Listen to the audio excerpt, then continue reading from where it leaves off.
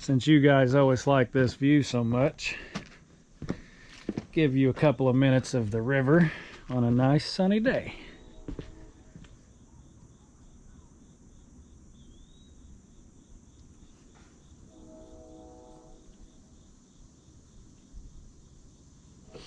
All right, I can't be at the castle today. Eric can be, so I've got him here. Let's go look at the project that he's going to take care of today. All right, so the rest of the work that needs to be performed in the addition before we start stacking out ICF doesn't necessarily require two people, but there's some very key specifics that I want to be here for. So what Eric is going to do today, he's already got some of it started. He's going gangbusters here. I said, meet me here at 10. Oh, he got here and got going. So he's going to rip off all of this wood. He's going to try to salvage some, but as you can see, some of these pieces weren't in the best of shape. And it's all the way up in behind the roof wood by, oh, I don't know, a good 8 inches up in there. And the studs are offset, and they're not on 16-inch centers. Just another exciting part of working on stuff that was built in an interesting way. He does have 4x4s in here attached to somewhat of a header, and the wood on the inside of the structure is going to come off long term also. But the goal to getting this wood off all the way down in between the doors and everything is to get plywood put back on here so that I can seal this corner off properly. So that plywood's actually going to run past. I'm just going to tell Eric, let this run wild. Once he gets a new stud in here on true 16-inch centers.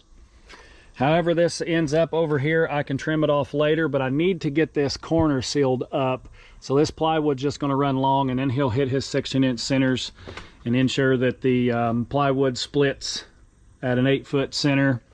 Get all the wood off, get it covered back up with plywood, and then the next step after the addition is dried in, or if there are other days that I can't be here, is to then get this inside wood off, because I do not like, nor will I leave, this insulation.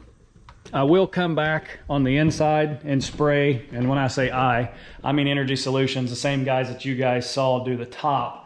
And we're going to close cell foam this entire wall, this entire ceiling all the way back to get this sucker truly airtight, sealed off properly. When I say airtight, obviously there's some interesting things we got to do down here at the bottom. And now this is the scary part. I'm leaving the camera with him. These are my people right here. They like me. And oh, by the way, I haven't said this yet because it has been crazy busy trying to get to a point to where this thing is under roof, but 20,000 plus subscribers. Wow. Thank you guys. Thank you, thank you, thank you, thank you, thank you. Keep them coming. Keep the views coming. If there's anything different you guys would like to see, let me know.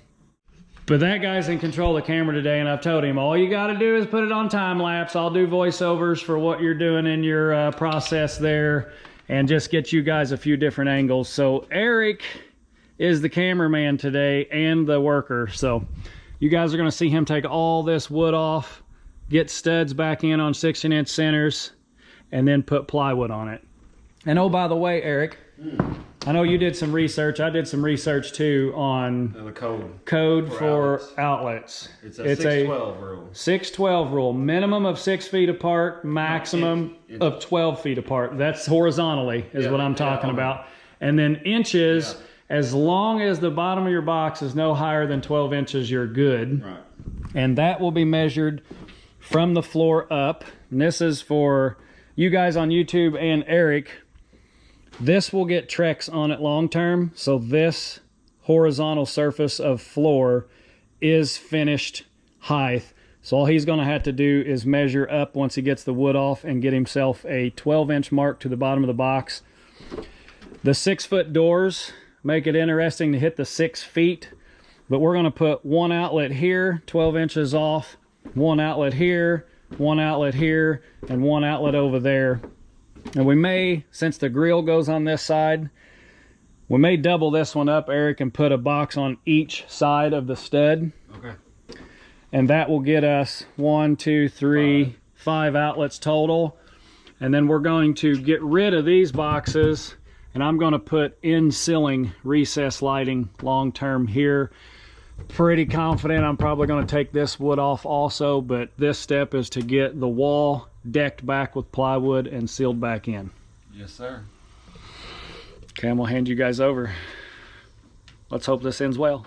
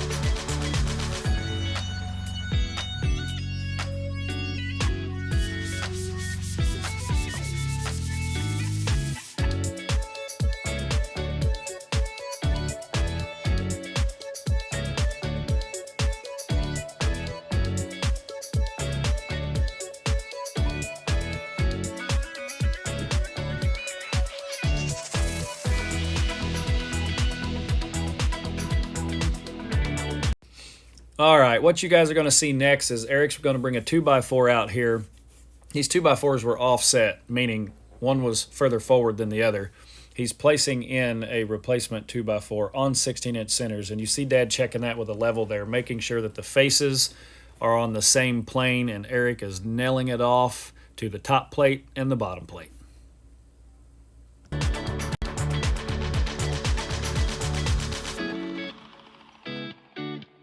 Now you see the first sheet of plywood stage there. They're going to get it mounted now that they have studs on 16-inch centers. On the right-hand side where this plywood goes over the rock, I asked Eric to leave it long. I can trim that off later, but I want to make sure that this truly seals the wall to the rock, knowing that currently it is not sealed properly. And right there where Eric pulled that side piece, that bulkhead off, I'm actually going to extend that roof all the way over to the castle so that the porch is usable space all the way to the round part of the castle.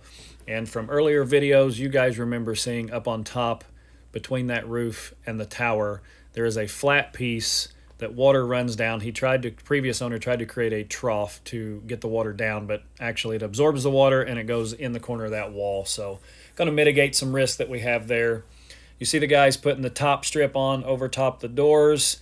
Going to get that nailed off, and you guys might be saying, hey, I don't see a header there, I don't see a header there. Well, the header is actually up top in behind the wood that you see on the ceiling, so there is a true header up top, and that is just an area for cripples above each of those doors.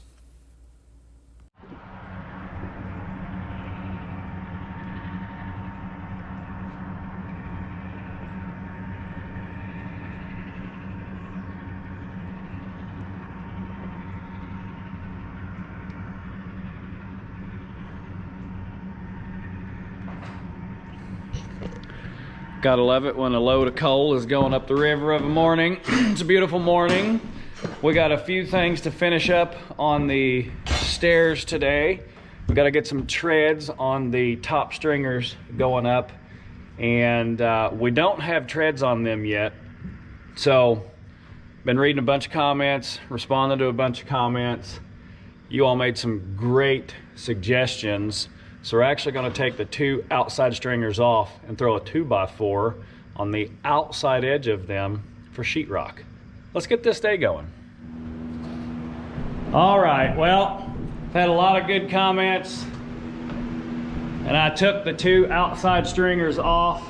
Eric and I did, and we're going to do what everybody on YouTube made recommendations to do, because I think it's awesome. I'll explain it to some of you guys who might not have seen those comments. You see how my tread comes all the way over to this 2x4 and my stringer comes all the way over to this 2x4. Same thing here. When I go to drywall this, this will have backer boards on it, so it'll come out some, but not all the way. But I'd have to cut this shape and a notch to go around that stringer, and that would be very difficult to cut that drywall perfectly. And these treads are going to be finished treads. This is not going to get replaced, it'll just get modified. So what they're recommending is to put a 2x4 on the back side of the stringer, outside and outside. So we got our 2 2x4s cut. Pretty sure this is what I understood. And that 2x4 is going to run essentially down this board like this, which will make an 1.5 inch gap on this side and an 1.5 inch gap on this side. The stringer will only be cut smaller. I'm doing 2 layers of drywall here, so I want this to be 2-hour fire rated. I'm doing 2 layers here, so that'll be 1 inch shorter and then a 1/2 inch shorter. So now that drywall comes down the framed wall and goes right behind that stringer. The stringer fits up tight, and I don't have to cut stringers on drywall, essentially is what I'd have to do. You just cut one continuous angle from bottom to top. And I'm really liking that. So let's get this put together, and we'll show you guys what it looks like once it's hung.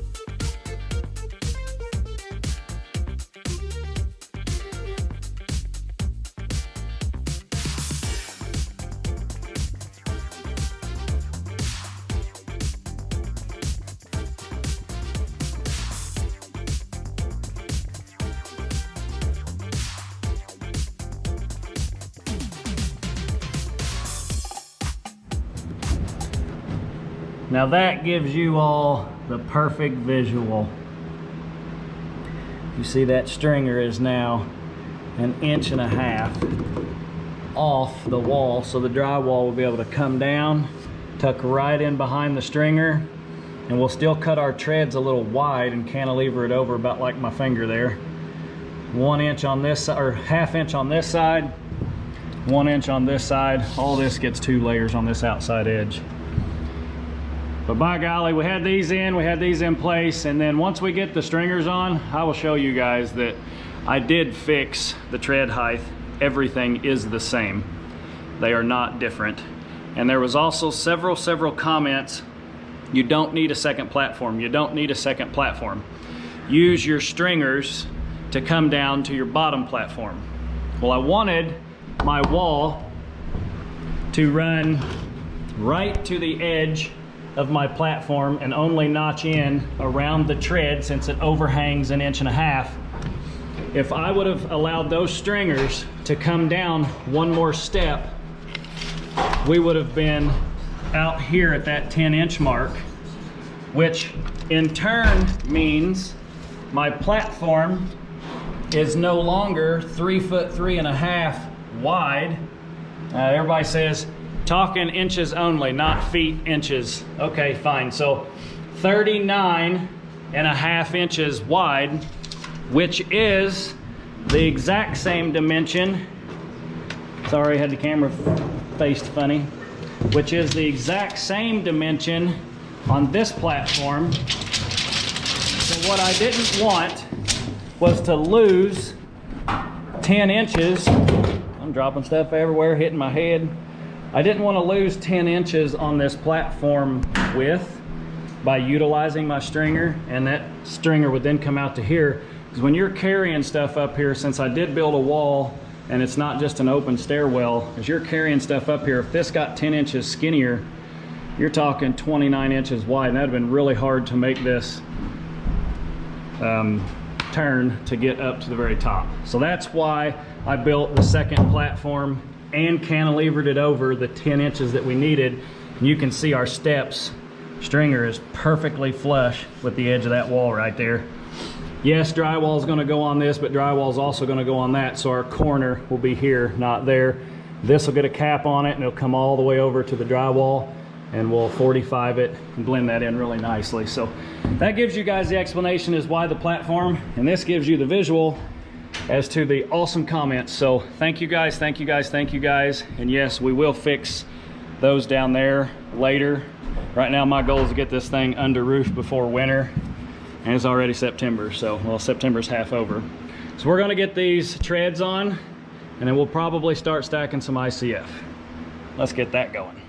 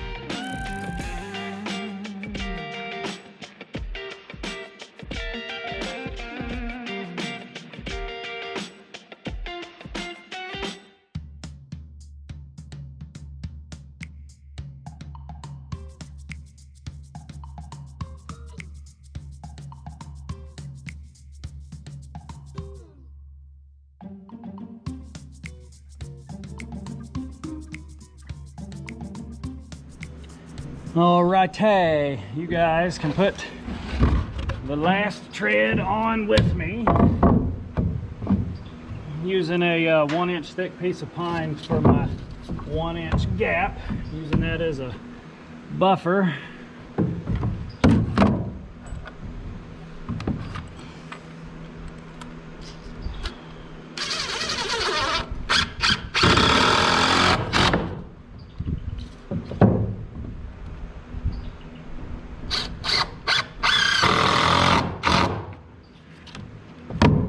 Well, now is the moment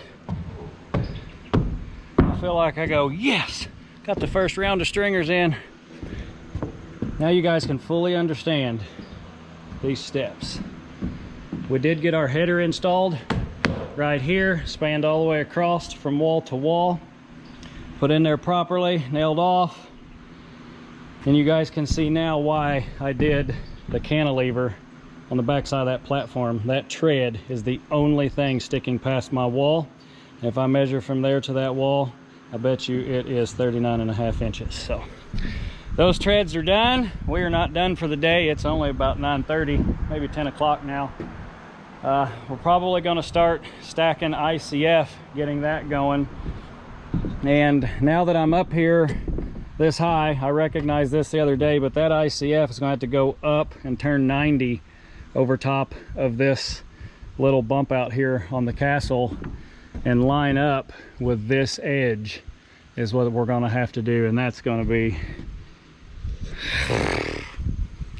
fun, but it is what it is. So we got a few things to tidy up down low. We got a couple of boards. We're going to put short boards in there to cap that off, because drywall will come straight up across that, and continue on up the stairwell, as we're going to do that exact same thing one more time, which will get us to where that angle there stops. That's the 11-foot mark right there, and the ICF will be straight across that, and the next set of steps will get us to that level right there.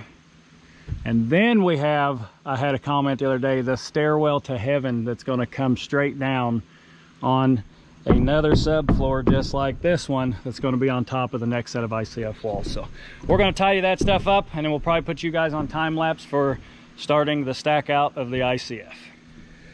Well, as much as I wanted to get some ICF stacked today, I screwed myself on that. I messed up an order for a Presby system. I was 70 feet short of pipe because I thought it was a 3-bedroom house and it's a 4-bedroom house. I'm sure DP is going to put that on his channel. But that's probably going to end the work that we get done today. Aggravating. I hate it whenever prints say 1-bedroom, 2-bedroom, 3-bedroom, and then somewhere else it's a master bedroom. I went 1, 2, 3 instead of add the 4th. Oh well, it is what it is. Hopefully you guys enjoyed the video, and as always, like, comment, subscribe.